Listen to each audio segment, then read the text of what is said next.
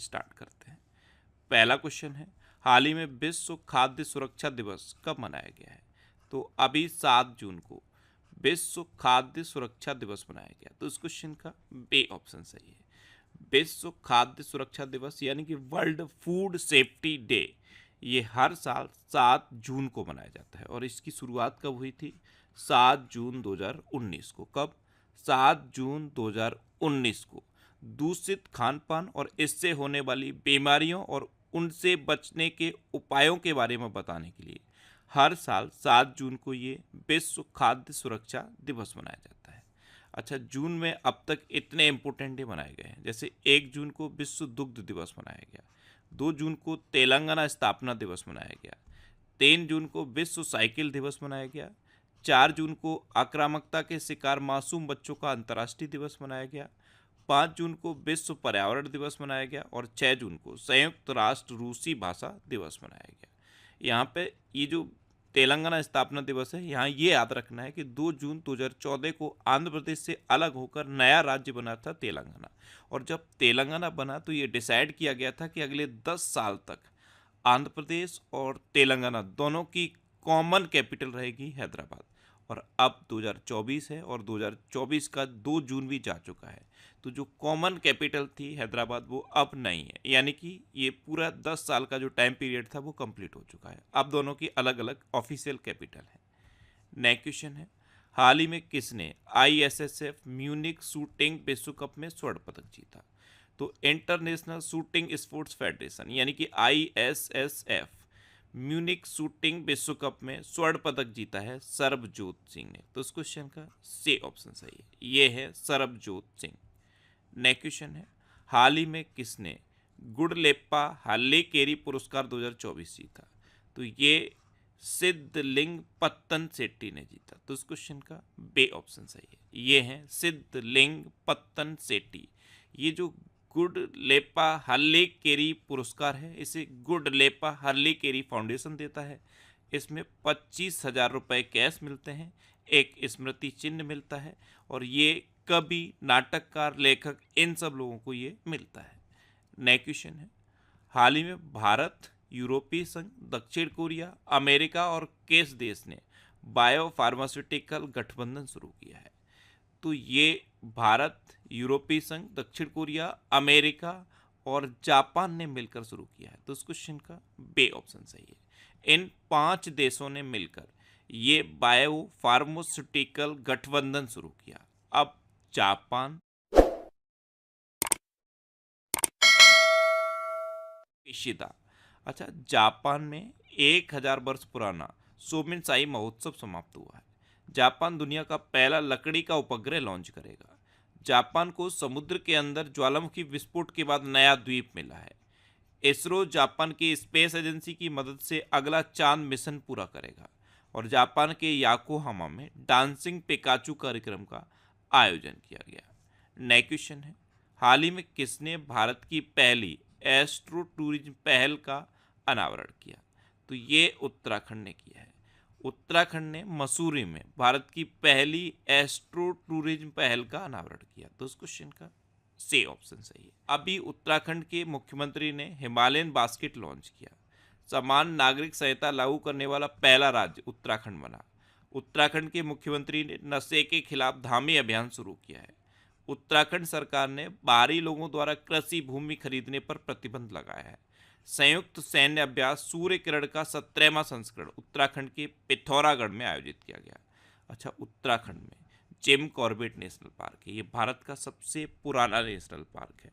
सबसे पुराना है इसीलिए इसका पूर्ण नाम पूछा जाता है। इसका पूर्ण नाम है Hailey national park. Rajaji national park भी उत्तराखंड में है। उत्तराखंड में हरेला पर्व मनाया जाता है, फूलदेई त्यौहार मनाया जाता है, फूलों की घाटी भी उत्तराखंड में है। और शांत घाटी कहाँ पे है? केरल में। नेक्स्ट क्वेश्चन है, हाल ही में किसने नाता प्रथा के उन्मूलन का आह्वान किया है? नाता प्रथा, इसके उन्मूलन का आह्वान NHRC यानी कि नेशनल ह्यूमन राइट्स कमीशन ने किया। तो इस क्वेश्चन का सी ऑप्शन सही है। अब माइंड में क्लिक किया होगा कि ये नाता प्रथा क्या है। तो ये उत्तर प्रदेश, मध्य प्रदेश, राजस्थान और गुजरात के हिस्सों में पाई जाती है। इसमें क्या होता है, लड़कियों का या तो गैर कानूनी तरह से विवाह कर दिया जाता है या उनको बेच दिया जाता है। तो नाता प्रथा के उन्मूलन का आह्वान अभी NHRC ने किया। नेक्स्ट क्वेश्चन है, हाल ही में रिलायंस इंडस्ट्रीज कहाँ वैश्विक आर्थिक केंद्र स्थापित करेगी? तो रिलायंस इंडस्ट्रीज अभी नवी मुंबई में वैश्विक आर्थिक केंद्र विकसित करेगी। तो इस क्वेश्चन का बी ऑप्शन सही है। नेक्स्ट क्वेश्चन है, हाल ही में चुनाव आयोग ने लोकसभा चुनाव में कितने प्रतिशत मतदान की घोषणा की? आपको पता है लोकसभा चुनाव कंप्लीट हो चुका है, लोकसभा चुनाव के रिजल्ट भी आ चुके हैं और अभी 9 जून को शपथ ग्रहण भी हो जाएगा। तो अब चुनाव आयोग ने ये घोषणा कर दी है कि ऑफिशियली इस बार कितना मतदान हुआ। इस बार 65.79% मतदान हुआ है। तो इस क्वेश्चन का सी ऑप्शन सही है। नेक्स्ट क्वेश्चन है, हाल ही में किस देश के प्रधानमंत्री ने अरुण 3 जल विद्युत परियोजना का उद्घाटन किया? तो नेपाल के प्रधानमंत्री पुष्प कमल दहल प्रचंड ने अरुण 3 जल विद्युत परियोजना का उद्घाटन किया। तो इस क्वेश्चन का बी ऑप्शन सही है। अभी बहुराष्ट्रीय सैन्य अभ्यास शांति प्रयास 4 ये नेपाल में शुरू हुआ। नेपाल के तमांग समुदाय ने सोनम लोसार के अवसर पर नया साल मनाया। नेपाल अगले 10 वर्षों में भारत को 10,000 मेगावाट बिजली का निर्यात करेगा।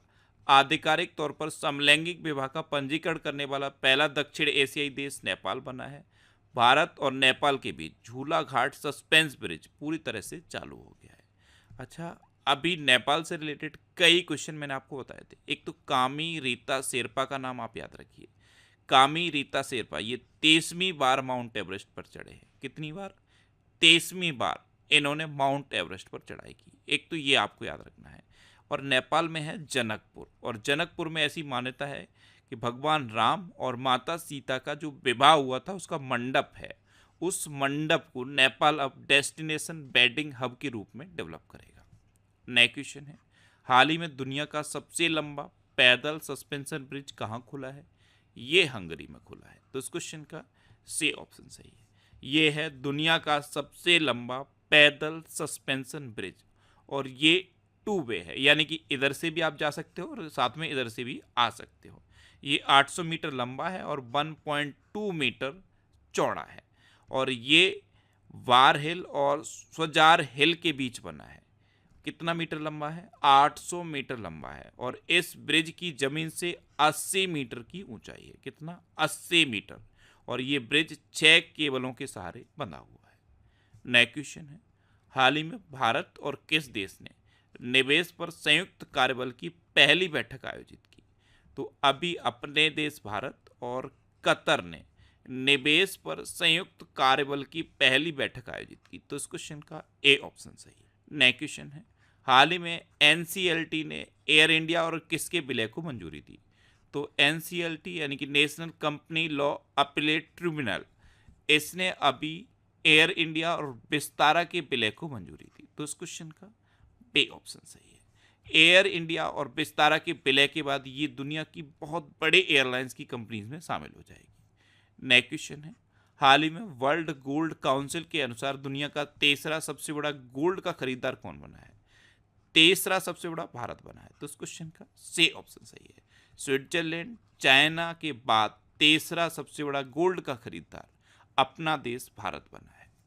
नेक्स्ट क्वेश्चन है, हाल ही में किस राज्य में नागी और नकटे अभ्यारण्य अंतर्राष्ट्रीय आर्द्र भूमि बन गए हैं?